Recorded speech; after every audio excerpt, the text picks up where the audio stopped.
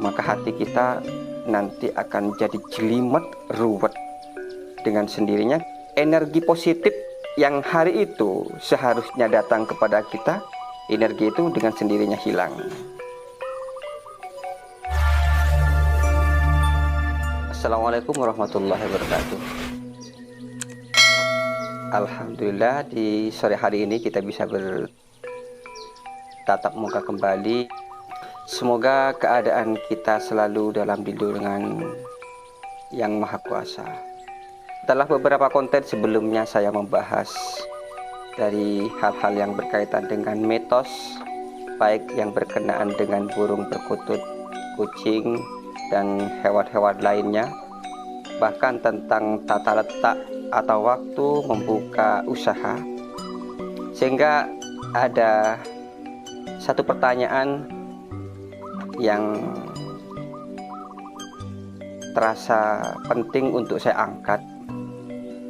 Akhirnya saya putuskan untuk bikin konten yang khusus membahas tentang hal kenapa rezeki itu terasa takut menghampiri kita ketika sampai kepada kita. Terkadang rezeki itu terasa begitu gesit gitu. Untuk konten kali ini saya akan mengangkat beberapa pantangan yang perlu kita hindari agar rezeki itu datangnya lancar dan ketika sampai kepada kita terasa berkah. Tapi mohon maaf sebelumnya, konten ini juga bukan hanya sekedar untuk yang bertanya, tapi terlebih kepada diri saya pribadi, karena selama ini juga saya merasakan rezeki yang datang kepada saya merasa masih kurang, dan yang sampai kepada saya terasa cepat hilang. Entah itu karena hanya perasaan saja, karena rasa hausnya atau rasa buasnya kita, atau memang ada kekurangan dari diri kita. Sejalan dengan pertanyaan yang datang dari teman saya, sebenarnya pada masa sahabat itu juga ada peristiwa yang sama. Ada seorang Muslim datang kepada Sayyidina Ali pada waktu itu. Dia mengadukan nasib kesulitan hal ekonomi dalam keluarga. Akhirnya Sayyidina Ali melontarkan beberapa pertanyaan. Mungkin kamu sering memotong kukumu dengan cara menggigit. Mungkin kamu sering berbicara saat mandi di kamar mandi. Mungkin kamu sering meludah saat di kamar mandi. Jawabannya masih tidak. Atau mungkin kamu sering membiarkan benda-benda bekas. Pada intinya, hal-hal yang berkaitan dengan yang saya sebutkan di atas ini perlu kita hindari.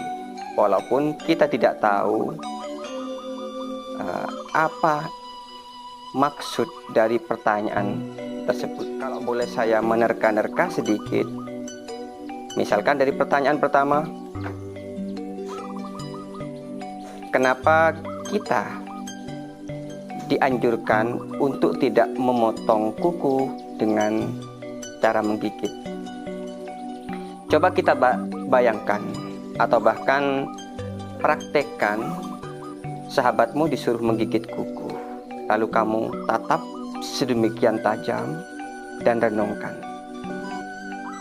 Maka di bawah alam sadar kita akan tergambar sosok seseorang yang tidak mandiri, sosok seorang yang meminta-minta, kumuh.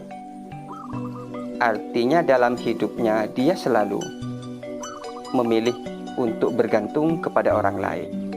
Saya pernah menemukan dalam hadis, tangan di atas itu tetap lebih mulia dari tangan yang di bawah.